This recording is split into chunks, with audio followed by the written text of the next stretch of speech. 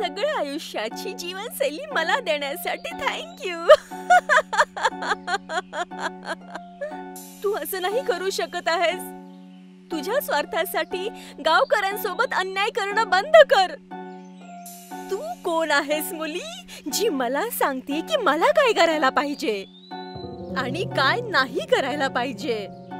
तू जिथून इकडे आलेली आहेस तिकडेच तू परत जा मुली, नाहीतर तुला ह्या गावकऱ्यांसोबत खेळणं बनवून टाकेल.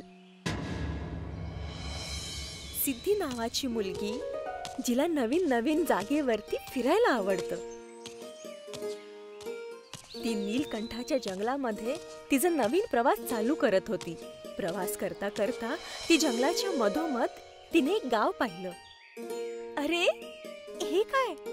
जंगलाच्या मधोमध हे गाव काय करत आहे? एक काम करते, जाऊन पाहते. सिद्धी त्या गावामध्ये जाते. तिथे जाऊन ती पाहते की ह्या गावाची लोक आपल्या लोकांपेक्षा खूप वेगळी आहेत. कुणाच्या पायावरती उडी मारण्याचं यंत्र लावलंय, तर कुणाच्या पाठीवरती फिरवणारी चावी. हे सगळं बघून सिद्धी हैराण होते. हे काय? इथे हे सगळे खेळण्यासारखे का आहेत? आणि जेव्हा ती ही गोष्ट बोलत होती तेव्हा तिथे डॉल सारखी दिसणारी एक बाई तिथे येते. बाळा, तू कोण आहेस आणि कुठून आली आहेस? माझं नाव सिद्धी आहे. मला जंगलाचा प्रवास करायला फार आवडतं. त्यासाठी मी नीलकंठच्या जंगलामध्ये आले होते आणि मला मधोमध तुमचं गाव मिळालं, म्हणून मी बघण्यासाठी आले. मी जाणून घेऊ शकते का इथे सगळे खेळण्यासारखे का आहेत? माझ्या घरी चल, मी तुला सगळं काही सविस्तर सांगेल. शिल्पा सिद्धीला तिच्या घरी घेऊन जाते आणि तिला कहाणी सांगायला सुरुवात करते. बरोबर 1 वर्षापूर्वी लैला नावाची एक वाईट जादूगरणी नीलकंठच्या पहाडावरती एका मटक्यावरती कोणतं तरी जादुई छडी बनवत होती. आज तर मी हा खिलौना छडी बनवूनच राहील. मी या विचाराच्या बीजाला या मटक्यामध्ये टाकून बघेल. लैला जसं त्या विचारांचं बीज त्या मटक्यामध्ये टाकते, त्यामधून एक जादुई छडी बाहेर येते. मिळाली! जादुई छडी मिळाली मला. आता या गावकऱ्यांचं आयुष्य मी या छडी सोबत माझ्या आयुष्याशी जोडून घेईल. लैलाच्या हातामध्ये अशी एक छडी लागली होती ज्याने ती लोकांचं आयुष्य कमी करून ती स्वतःला जोडत होती आणि लोकांना ती छडी खेळण्यामध्ये बदलत होती.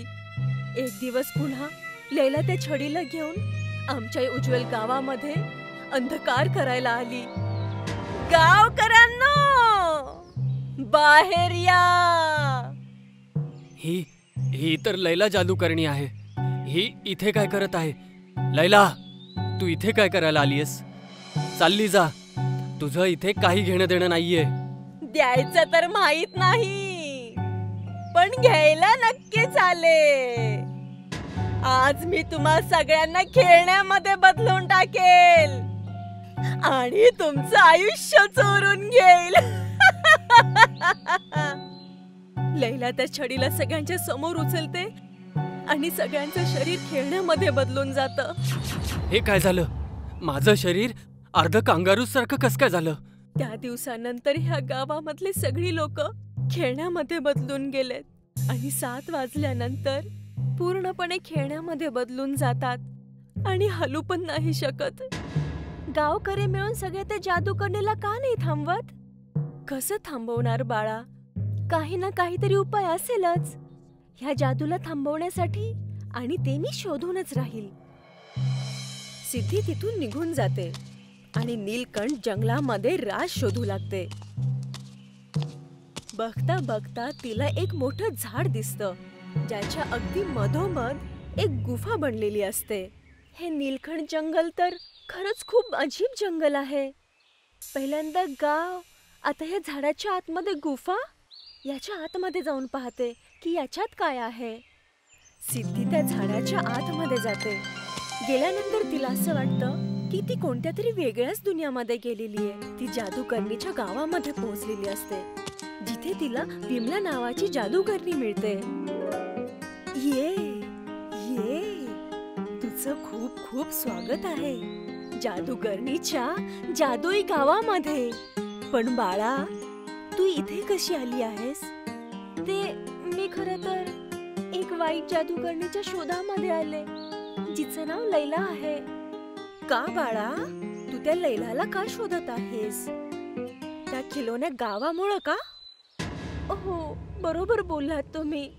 तुम्ही मला सांगू शकता का की मी त्या गावकऱ्यांची मदत कशी करू शकते? मी तुला सांगते. नीलकंठच्या एका मोठ्या पर्वतावरती एक गुफा आहे, ज्याच्यामध्ये ती लैला राहते. तिच्या सगळी शक्ती तिथे एका ठेवलेल्या चमकदार गेंदमध्ये आहे. त्याला तोड तर तिच्या सगळ्या शक्ती निघून जातील. आणि मी तुला पिण्यासाठी एक दवाई आणि जादूकरणीची छडी देते. दवाई पिल्यानंतर तिच्या खिलोना छडीचा असर तुझ्यावर नाही होणार. आणि ह्या छडीला तू तिची छडी तोडण्यामध्ये यूज कर. हो, तुमचे खूप खूप आभार माझी एवढी मदत करण्यासाठी. जर आम्ही चांगल्या जादूगरनी मदत नाही करणार तर अजून कोण करणार? सिद्धी ती दवाई पिऊन टाकते.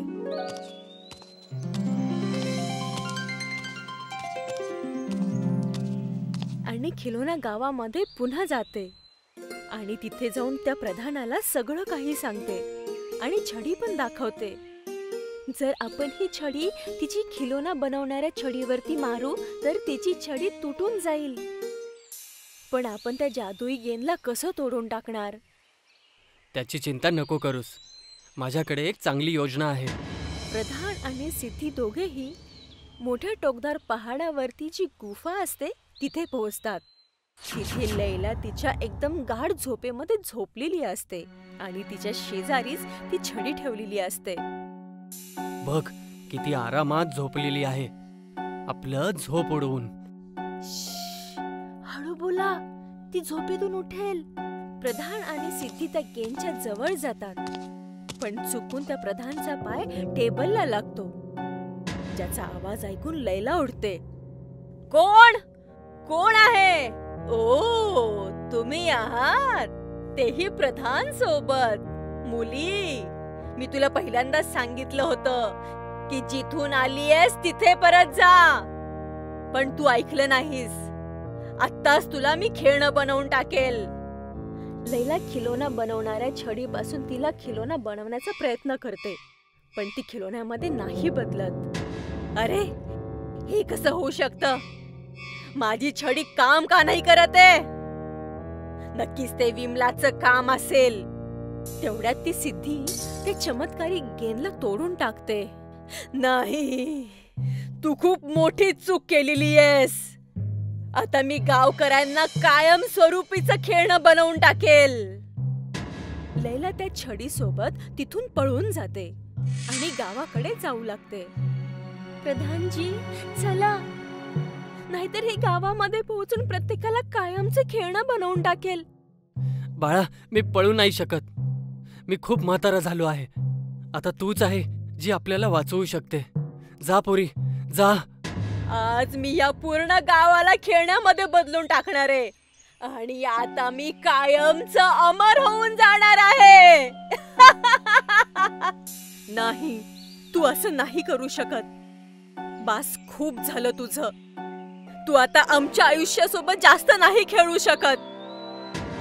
असं वाटतंय त्या मुलीने तुम्हाला नवीन काहीतरी शिकवून ठेवलेलं आहे. तेवढ्यात ती सिद्धी तिथे छडीने तिची जादुई छडीवरती वार करते आणि तिची छडी तुटून जाते आणि ती अचानकपणे म्हातारी आणि कमजोर होऊन जाते. नाही, माझा चेहरा, मी म्हातारी झाले. माझी मेहनत. तुझी मेहनत तर गेली पाण्यामध्ये. आणि जसं तिची ती छडी तुटते, गावातली सगळी लोक खेळण्यामधून पुन्हा एकदा माणसं बनतात. मी तर पुन्हा माणूस झाले. आणि मी सुद्धा. माझ्या पाठीची चावी सुद्धा गायब झाली. आणि तेवढे तिथं प्रधान पण त्या चमत्कारी गेंद सोबत तिथे येतात. मी सुद्धा ठीक झालो आहे. आपल्याला या गावामध्ये ह्या म्हाताऱ्या लैलाचं काहीतरी करावं लागेल, नाहीतर ही वापस या गावामध्ये परत उपद्रव वाजवायला चालू करेल. त्यामुळेच मी ह्या चेंडूला सोबत घेऊन आलोय. मी तुम्हा सगळ्यांना नाही सोडणार. माझी गेंद मला पुन्हा परत द्या. तुटलेली आहे पण त्यामध्ये अजून शक्ती आहे. जसं ती लैला गेंदला घ्यायला जाते तेवढ्या तिथं ती अच्छी जादूगरणी विमला येते. लैला, अगं कधीतरी सुधार. कधीपर्यंत तू लोकांचं असं वाईट करत राहशील? एक वेळ होती तू आनंदाने आपल्या जादुई नगरीमध्ये राहत असायची आणि तुझ्या अशाच वाईट वागणुकीमुळे तुला तिथून काढलं होतं. मला फक्त कायमस्वरूपीचं चांगलं आणि सुंदर दिसायचं आहे. त्यासाठी मला जे करावं वाटेल करेल. आणि यासाठी तू गावाचं पूर्ण वाईट करून टाकलंस, हो ना? या गोष्टीत तू किंवा आम्ही लढू नाही शकत लैला. त्याला आपल्याला अपनावं लागेल. खरं किती दिवस लपून राहणार आहे? पण एका खोट्याला प्रत्येक वेळी त्याचं खरं माहीत असतं. पण आज नाही तर उद्या त्याला त्याचं खरं माहीतच होतं. आणि ही ऐकून लैलाच्या डोळ्यामधून पाणी येऊ लागतं आणि ती जोर जोरात रडू लागते. त्या दिवसानंतर लैला कधीही त्यांना त्रास देत नाही आणि सगळेजण त्यांचं आयुष्य आनंदाने जगू लागतात.